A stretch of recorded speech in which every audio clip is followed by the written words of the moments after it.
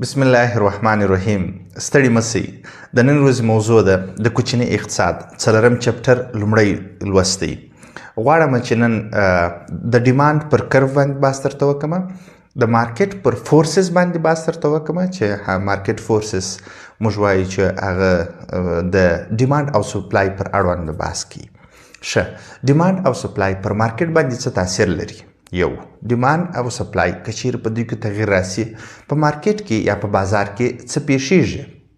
مارکیټ څه ته وایي یا بازار څه ته ویل کیږي؟ بازار موږ وایو چې بازار د هغه مجموعې خلکو څخه یا د ګروپ خلکو څخه عبارت دی کوم چې رانیونکي او خرڅونکي. د رانیونکو او خرڅونکو به سیلرز او بایرز دي. کله چې دا بحث راځي دلته بیا په مارکیټ کې ما تاسو ته مخکې وویل نه چې سپلای او ډیماند، تقاضا او عرضه ده. تقاضا څه شي ده؟ تقاضا یعنی مصرف کوونکي، کنزیومرز. عرضه څه شي ده؟ یعنی تولید کوونکي، پروډیوسر. اوس بایرز څوک دي؟ بایرز موږ یا رانیونکي، د رانیونکو څخه زموږ هدف تقاضا ده. او خرڅونکي بیا څوک دي؟ د خرڅونکو څخه بیا زموږ هدف سپلای دی، عرضه ده یا تولید کوونکي دي. کله چې دغه دوه بحث راځي په مارکیټ کې یا په بازار کې، نو د دې تاثیرات څه شي دي؟ یعنی موږ وایو که دا یو ډیر سي څه پیښیږي، که کم سي. نو خبره دا ده په بازار کې موږ باید عرضه او تقاضا دواړه موږ باید په نظر کې ونیسو. د دې بالانس ډیر مهم دی، موږ باید په نظر کې ونیسو. په دې کې نور خبرې دي چې زه غواړم اوس تاسو ته په خلاص ډول سره بحث پرې وکړم.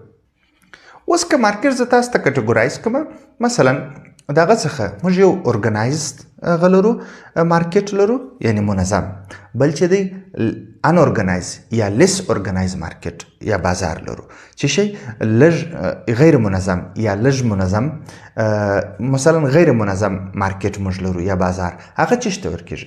ارګنایز مارکیټ موږ هغه مارکیټ ته ویلی سو چې څوک چې بایرز ان سیلرز دواړه دا په مارکیټ کې یا په بازار کې خو دا دوه اشخاص دي یا دا دوه کټګوري خلک دي چې خرڅونکي او رانیونکي یا تقاضا او سپلای یا عرضه. خلک پر دې باندې واقف وي، یعنی خلک په دغه د مارکیټ پر باندې معلومات ولري، د مارکیټ پر حالاتو باندې څوک هغه خلک مثلا رانیونکي او خرڅونکي یا تقاضا والا یا تولید کوونکي، دا خلک د مارکیټ پر حالاتو باندې واقف وي چې په مارکیټ کې څه پیښیږي. نو موږ دې ته چې ویلی سو ارګنایز مارکیټ ویلی سو. ان ارګنایز مارکیټ یا غیر منظم بازار چې ته ویلی سو، هغه دغه ته ویلی سو چې خلک یا څوک چې په مارکیټ کې دي هغه د مارکیټ د حالات څخه واقف نه وي، د مارکیټ حالات باندې خبر نه اوسي. مثلا څنګه موږ ویلی سو ارګنایز مارکیټ یا د منظم مارکیټ مثال موږ څنګه ورکولی سو؟ هغه داسې ورکولی سو که ستاسې پام یې ارګنایز مارکیټ فاینانشل مارکیټ ته ویلی سي. یو مثال فاینانشل مارکیټ دی یا مالی مارکیټ. مثلا څنګه په هغه کې ټول هر څوک چې په هغه مارکیټ کې دي تجارت کیږي یا بزنس هلته پیښیږي، راکړه ورکړه کیږي، یا هغه سټاک چې دی هغه هر څه هغلته نرخ څه شي کیږي؟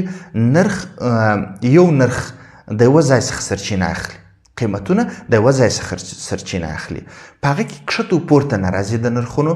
که کښته انتخاب سي د نرخ ټاکنه، ټوله څه کوي؟ هغه نرخ تعقیبوي. که لوړ انتخاب سو د اجناسو دپاره نرخ، هغه هلته څه کیږي؟ ټوله هغه نرخ تعقیبوي. یعنی دا معنا لري چې څوک په خپله خوښه باندې نرخ څه کولی سي؟ نه ټاکلی سي، نه لوړولی سي او نه کښته کولی سي. په ان ارګنایز مارکیټ کې یا لیس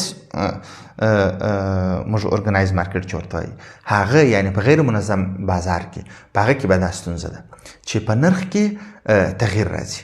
نرخ چې دی د اجناسو نرخ د هر لحاظ څخه هغه څه شي دی؟ ثابت نه دی. ثابت څه معنا باندې؟ مثلا زموږ د کور سره نږدې دلته دکانونه دي. په دغه دکانو کې د هر شي جنس، د هر جنس قیمتونه نسبت و بازار ته فرق کوي. مثلا بسکوټ دی دلته په 10 افغانۍ باندې خرڅیږي، یا میوجات دي مثلا سیبان دي دلته کیلو په 50 روپۍ خرڅیږي. اما که چیرې ته منډۍ ته ولاړ سې یا د سیبانو مارکیټ ته ولاړ سې، که هلته ولاړ سې هلته شاید تا ته په 40 روپۍ باندې ووسي، ځکه چې هلته یو قیمت دی، دلته چې کله دکاندار کلي ته راوړي په کلي کې خرڅي دا بل قیمت دی. او د دې په بغل کې بیا د بسکوټ هم داسې ده، که چیرې ته بازار ته ولاړ سې په کاټن کې رانیسې یو قیمت دی، اما کله چې ته راځې بیا په کلي کې رانیسې بیا بل قیمت دی. دلته خبره چې شي ده موږ دې ته ان اورګنایز مارکیټ ویلی سو، یعنی منظم مارکیټ نه دی، غیر منظم مارکیټ دی د قیمت د لحاظ څخه. بل خبره دا ده بعضې خلک بیا په لیډۍ کې دي، په لیډۍ کې راوړي اجناس دي خرڅي، په کوڅو کې خرڅي نه، هغه بیا تر دغه دکاندار په کم قیمت باندې ورکوي. صحیح ده. بیا موږ بیا بل مارکیټ هم لرو چې هغه ته د موست efficient form of market وایي، یعنې تر ټولو بهترینه یا غوره مارکیټ دی چې هغه څه دی، هغه عبارت ده د کمپټیټیو مارکیټ څخه دی. کمپټیټیو معنا په هغه مارکیټ کې یا په هغه بازار کې چې شي رقابتي مارکیټ ورته ویل کېږي یا رقابتي بازار ورته ویل کېږي، چې هغه عبارت ده چې موږ وایو رقابتي مارکیټ یا بازار د هغه مارکیټ ته ویل کېږي، هغه بازار ته ویل کېږي چې په هغه کې ډېر منی بایرز ډېر رانیونکي، منی سیلرز ډېر خرڅونکي، او چې شي بله پراپرټي چې شي بل هوموجینس څخه هدف دا دی چې یو شانتوالی پکښې کي، یو شانتوال د چیز د لحاظ څخه، د اجناسو د کیفیت د لحاظ څخه، د اجناسو د رنګ د لحاظ څخه، د اجناسو د کیفیت د لحاظ څخه، د سایز د لحاظ څخه او د خوند د لحاظ څخه، د هر لحاظ څخه هغه جنس چې شي جنس یو شانتي. نو موږ دې ته چې ویلی سو دې ته کمپټیټیو مارکیټ ویلی سو. په دغه ځای کې زه ډېر تمرکز په کمپټیټیو یا رقابتي مارکیټ باندې نه درته کوم، هغه په آینده درسونو کې به بحث په مفصل ډول سره پر وکړو. خبره دا ده کله چې دغه پالیسي په بازار کې عملي کېږي یا کله چې یو پالیسي جوړونکی یا اقتصاددان، موږ د پالیسي باره کې بحث کوو، د پالیسي جوړونکي په باره کې چې کله بحث راځي، هغه یوازې په بازار کې یو شی تر نظر لاندې نه نیسي یا یو شی په نظر کې نه نیسي، هغه ډېر اسپیکټس ډېرې برخې دي، ډېر نور مسایل دي چې هغه ډېر شیان دي چې دی په نظر کې نیسي او د هغه په مطابق باندې نرخونه ټاکي یا پالیسیانې په بازار کې دوی عملي کوي او مخ ته یې بیایي. بل خبره دا ده کله چې د پرایس یونیفورمټي یعنی پرایسز آر یونیفورمز، دا کله چې دغه بحث راځو موږ دلته زموږ هدف دا دی چې خرڅونکي او رانیونکي په مارکیټ کې چې دا دوه کټګوري دي چې په مارکیټ کې سته، دوی پرایس ټیکر دي، دوی څه شي دي د پرایس اخیستونکي دي، چې قیمت ورته وټاکل سو هغه قیمت دی، دوی په دې کې نشي کولی چې قیمت لوړ کړي یا قیمت کښته کړي. نو موږ دلته پرایسز آر یونیفورمز، نو موږ دلته ویلی سو چې قیمتونه په هغه اصطلاح باندې ثابت دي، یعنی دا معنا چې کله قیمت وټاکل سو رانیونکی او خرڅونکی که خوشحاله که خوابدی که هر حالت دوی څه کوي، دوی به دغه قیمت په بازار کې هغه کوي تعقیبوي او اجناس به په همدا قیمت باندې خرڅوي. خبره دلته بله دا ده په دغه حالات کې ته نسې کولی سي چې جنس څه وکړې، جنس په بازار کې په ګران خرڅ کړې. ولې؟ ما مخکې درته وویل نه چې په کمپټیټیو مارکیټ کې د کمپټیټیو مارکیټ یا د رقابتي مارکیټ بحث چې راځي نه، موږ هلته موږ ویل منی سیلرز دي، منی بایرز دي او هوموجینس. د هوموجینس یا د ورتهوالو د اجناسو د ورتهوالو بحث راځي، که یو کلم یې په عین شکل په عین ډیزاین په عین کیفیت په عین سایز باندې نه، نو دا زه په 2 روپۍ باندې ورکوم، ته نسې کولی چې دا په 3 روپۍ یا په 4 روپۍ په بازار کې خرڅ کړې، ځکه چې په بازار کې ټوله په یو قیمت خرڅي، ته په لوړ قیمت نسې خرڅولی، څه کېږي ستا څخه ګراکان ځي. یا ته دا نسې کولی دا د کمپنۍ د خوا څخه د ګټې بر علاوه چې مثلا په دې کې ستا 2% یا 3% یا 3 پوله 2 پوله یا 3 پوله ستا ګټه پکښې کېده، ته نسې کولی چې د 2 روپیو قلم یا د 2 روپیو قلم راولاخې په 1 روپۍ باندې ورکړه، ځکه چې هلته ستا 3 سنټه یا 4 سنټه ګټه پکښې کېده، نو ته تاوان نه پر کوې نه. نو دلته چې خبره دا ده که ته خوابده یې که خوشحاله یې، ته بیا د پرایس ټیکر یې، یعنې تا قیمت اخیستی دی، قیمت چې انتخاب شوی دی په هغه قیمت باندې به ته څه کوې، په بازار کې چې هر څه قیمت دی یو قیمت چلیږي، ټول یې په هغه قیمت باندې ورکوي. یا ټول بازارونه رقابتي بازارونه نه دي. موږ امپرفیکټ مارکیټونه هم لرو، امپرفیکټ مارکیټس هم لرو، یعنی چې شي هغه مارکیټونه چې لکه امپربکس مارکیټس موږ هغه ته ویلی سو، لکه موناپولي یا انحصار، اولیګاپولي یا دوواپولي، د دوو نه پورې انحصار، د څو نه پورې انحصار، دا نور مارکیټونه دي چې نو اوس به راسم موضوع ته چې ډیمانډ دی، د ډیمانډ کرو باندې بحث درته کوم. موږ د ډیمانډ څه ته ویلی سو؟ تقاضا چې ته ویلی سو. موږ وایي ویلینګ اور ایبیلیټي ټو پرچیز. څه معنا؟ چې موافقه مو اوسې یا ستا خواهش هم یې او د دې قابلیت هم ولرې چې ته یې رانیسې د یو جنس، نو دغه ته موږ تقاضا ویلی سو. که چېرې تقاضا موږ تعریفوو. د ډیمانډ کرف یا د تقاضا کرف دغه منحني خط ته ویل کېږي. دغه ته ډیمانډ کرف څه شی دی؟ مثلا دا موږ څنګه ویلی سو؟ زه غواړم چې اوس تاسو ته ایکس او وای پر محورونو باندې درته وښیم. دغه منحني خط یا دا خط زه غواړم تاسو ته د ډیمانډ کرف تاسو ته در وښیم. مثلا ډیمانډ تشریح کوم او د ډیمانډ کرف ته تشریح کوم. ما تاسو ته مخکې وویل نه، ما ډیمانډ څه شی دی؟ چې ته د دې خواهش ولرې او د دې توانایي ولرې او د یو جنس توانایي هم ولرې چې هغه رانیسي، نو موږ دې ته ډیمانډ وایو. که د ډیمانډ کرف درته ښکاره کړم، دلته یې رسم کړم، نو د ډیمانډ کرف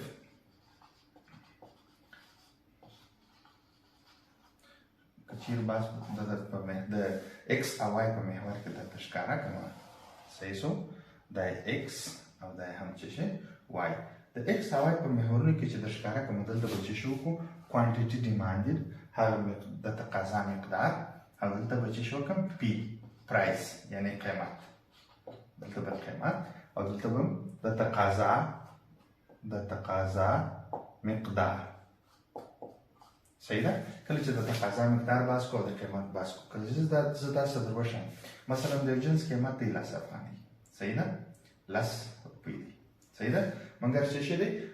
د جنس قیمت دی 10 روپۍ دی او مقدار څو دانې په رانیولی سي؟ 2 دانې په رانیولی سي. دلته په دغه دوه وشو، صحیح ده؟ د جنس قیمت مثلا دا جنس څه وسو؟ دا جنس راکښته سو، د جنس قیمت راکښته سو و څو ته؟ و 15 افغانۍ ته، صحیح دی؟ 15 افغانۍ. نو چې سو کله چې د جنس قیمتونه راکښته کېږي، دلته څه کېږي؟ مقدار یې زیاتېږي، نه؟ موږ ډېر په رانیول مقدار کوانټیټي ډیمانډ یا د تقاضا مقدار، دا معنا چې جنس څه دی؟ جنس چې ارجانه سي، نو موږ څه کوو؟ باید ډېر رانیولی سو. صحیح ده؟ مخکې 2 دانې په 10 افغانۍ وه، اوس چې مثلا د جنس قیمت 15 افغانۍ ته راغلی، نو څو په رانیولی سو؟ مثلا موږ دلته رانیولی سو 4. دا دی څومره دلته؟ نو 4 مقدار چې سو. مثلا د جنس قیمت راغلی و 2 افغانۍ ته و 2 افغانۍ ته راغلی، صحیح ده؟ نو موږ دلته څو په رانیولی سو؟ مثلا موږ دلته رانیولی سو 6.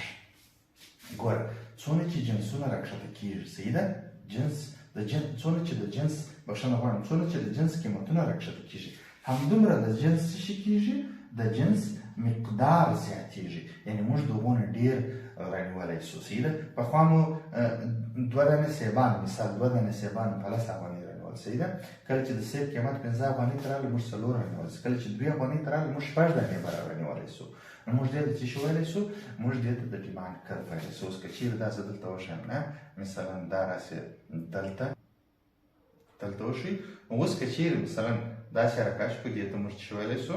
دغه د ډیمانډ کرف دی. دا څه دی؟ داسې حرکت شو، دغه ته د ډیمانډ کرف ویلی سو. دا د څه دی؟ د ډیمانډ کرف ورته ویلی سو. یعنې د دا معنا ګوره، که دلته راسو 2 به داسې پورته کړو، صحیح ده؟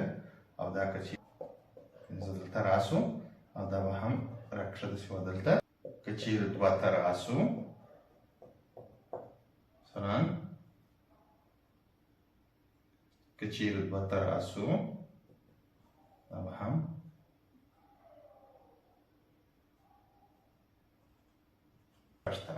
نو موږ دغه ته څه ویلی سو؟ دغه ته موږ د ډیمانډ کرف ویلی سو. اوس موږ انډیویژوال ډیمانډ لرو، انفرادي انډیویژوال ډیمانډ کرف لرو، صحیح دی؟ بل څه لرو؟ بل مارکیټ ډیمانډ کرف لرو، صحیح ده؟ یو انډیویژوال ډیمانډ کرف لرو، یو مارکیټ ډیمانډ کرف لرو. اوس که چیرې دغه ته تاسو وګورئ، ما تاسو ته مخکې ویل، نه؟ قیمتونه چې څومره چې د جنس قیمتونه راکښته کېږي، په هماغه اندازه باندې د جنس مقدار زیاتېږي. نو دغه ته موږ ویلی سو د څه شي؟ ډیمانډ کرف. The law of demand چی شته ویلی سو؟ موږ د law of demand څه وایي؟ وایي prices and quantity demand are negatively related to each other. څه معنا؟ که چیرې ما مخکې تاسو ته په هغه کې دروښول په ډایګرام کې دروښول نه د 5 څخه د 10 څخه چې 15 ته راکښل شول د 15 څخه چې 2 ته راکښته شول. صحیح ده؟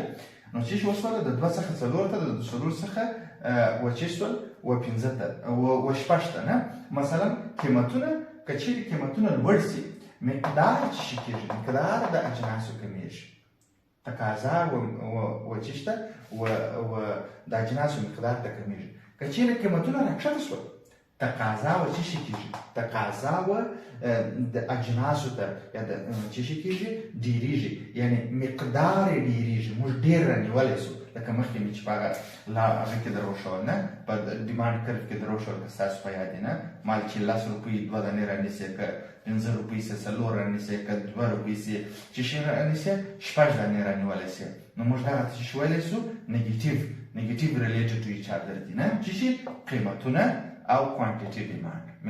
بله خبره چې شي ده law of demand کې چې شي keeping other things constant معنا چې شي نور څه شیان چې دي په بازار کې هغه چې دي هغه keeping other things constant هغه چې شي ثابت پاتې کېږي لکه چې شي taste of consumer او اجناسو ته income of consumer عایدات د مصرف کوونکي د مصرف کوونکي خوند یا اشتها یا هر شی چې د تقاضا ورته لري هغه چې شي دي هغه نور څه شي کېږي هغه ثابت پاتې کېږي تاکي تغیر نه راځي. اوس به راسم تاسو ته د ډیمانډ شیډول د تقاضا شیډول به دروښیم مثلا که چیرې موږ دا داسې په باندې وښیو دې خواته قیمتونه او دې خواته هم مقدار د تقاضا کوانټیټي ډیمانډډ او دې خواته پرایسز دروښیو مخکې څو وه په 10 افغانۍ باندې څو دانې کېدله 2 دانې کېدله صحیح ده په 15 افغانۍ چې قیمت کله راکښته سو څو سوله 4 دانې کېده کله چې په 2 روپۍ ته 2 افغانۍ ته جنس قیمت راکښته سو نو څو سوله دلته کوانټیټي مقدار د اجناسو چې شي تقاضا ورته ډېرېږي نو موږ ډېر رانیولی سو نو څو ته وسوله 6 ته سوله نو کله چې موږ په دغسې ښیو د ډیمانډ په شیډول کې ښیو دغه رقم باندې راځي. اوس زه غواړم تاسو ته انډیویجوال ډیمانډز او لکه مخکې چې ما اشاره تاسو ته وکړله انډیویجوال ډیمانډز او مارکیټ ډیمانډ درته شرحه کړم. انډیویجوال ډیمانډ به زه تاسو ته ګرافونه یې رسم کړم صحیح ده د x او دا هم y دا یې p معنا پرایس قیمتونه او دا یې کوانټیټي ډیمانډ صحیح دی دلته موږ ما مخکې ویل 10 15 او 2 دلته 2 4 او 6 صحیح دی دا انډیویجوال یا انفرادي انډیویجوال ډیمانډ کرف اول دی صحیح ده راوسم دلته به individual دا بیا پی قیمتونه پرایس پر وائی ایکس محور باندې به کوانټیټي ډیمانډ دروښیم 10 15 او 2 مثلا دلته 4 او 9 مثال صحیح دی دلته موږ ښیو اوس دا چې شي دی دا انډیویجوال یا انفرادي موږ وایو چې انډیویجوال ډیمانډ کرف نمبر څو دی 2 دا یو دی سیده اوس خو دا انډیویجوال ډیمانډ کرف دی را به سم تاسو ته مارکیټ ډیمانډ کرف درته وایم موږ خو تاسو ته مخکې وویل نه مارکیټ چې شته وایي را به سم مارکیټ موږ هغه ته ویلی سو نه چې مثلا مجموعه د خلکو مجموعه د هغه خلکو مجموعې څخه عبارت دی چې هغه رانیونکي او خرڅوونکي زموږ په پښتو کې داسې ورته ویلی سو را به سم اوس به دا درته څه کړمه د مارکیټ ډیمانډ کرف درته رسم کړم سیده بیا هغه د ایکس او وائی محورونه دي په دا کې موږ پیښوي او په دا کې هم موږ کیو ډي کوانټیټي ډیمانډ یا مقدار تقاضا شوي سیده ښه دا خو موږ وویلی شو دا موږ تاسو ویلي نه چې پرایسز چې شي دي کانسټنټ دي سیده په کې تغییر نه راځي قیمتونه کې تغییر نه راځي سیده دا هغه 10 دی سیده هغه 10 افغانۍ دي نو کله چې راځو دا جمع دا سیده د انډیویجوال ډیمانډ کرف یو انډیویجوال ډیمانډ کرف 2 سیده د دې 2 مقدارونو سره دا کوانټیټي دا سره جمع کوو نو دلته به چې کله راسي په لسو کې به دوی باره څو سي دلته به باره دوی 4 دانې رانیسي. صحیح ده؟ اوس نو 5 که چیرې قیمتونه 5 ته رالل، صحیح ده، دلته قیمت 500 نو دوی به څه وکړي دا جمع ده دا 4 جمع کې دلته به 4 راسي، دلته به مقدار 8 ته راسي. صحیح ده؟ که چیرې دلته مثال دا 2 ته راسي په دا مارکیټ ډیمانډ دې ته مارکیټ ډیمانډ کرو وایو. صحیح ده؟ مارکیټ ډیمانډ کرو ورته وایي. موږ خو وویل چې مارکیټ څه ته ویل کېږي؟ ګروپ اف پیپل یا مجموعه د خلکو د کومو خلکو د راډیمونکو او خرڅوونکو. صحیح ده؟ نو دا چې د انډیویژوال دا انډیویژوال یو دی، دا انډیویژوال دوه دی، دا انفرادي یو انفرادي دوه که هغه دي د مارکیټ تقاضاوي دي. صحیح ده؟ اوس نو راسه 2 کې که چیرې قیمتونه 2 ته راسي دا جمع دا 6 دي نه په دغه باره څو کېږي 11. که لسو ته شول 4 دانې رانیولی سي اجناس که 5 ته قیمت راغلی 8 که 2 ته راغلی 11. نو موږ دلته ویلی شو چې کله د ډیمانډ کرو مسله راځي، صحیح ده، موږ چې کله د کرو مسله راسي مثلا یو به دلته کښېږدې دا چې راسي بل به څه وکړې که پر دې ځای داسې رسم کړې او داسې نو دې ته موږ د ډیمانډ کرو ویلی شو. صحیح ده؟ ډیمانډ کرو ته ویلی شو نو دې ته موږ ډیمانډ کرو ویلی شو. دا د 10 پر د 5 او د 2 پر هغه باندې نو دې ته هم موږ څه شو ویلی شو ډیمانډ کرو. نو دې ته موږ ډیمانډ کرو ویلی شو. صحیح ده؟ دا راځي دا ډیمانډ کرو انډیویژوال ډیمانډ ټو کرو او دا ته موږ صحیح ده که چیرې داسې موږ واصل کړو دې ته مارکیټ ډیمانډ کرو ویلی شو. صحیح ده؟ مارکیټ ډیمانډ کرو. دا د نن ورځې درس همدومره و. ډېره مننه. که چیرې سوال پوښتنه لرئ تاسو کولی شئ چې ما څخه پوښتنه وکړئ. اباد سرلوړي اوسئ، په دعا یې کوم.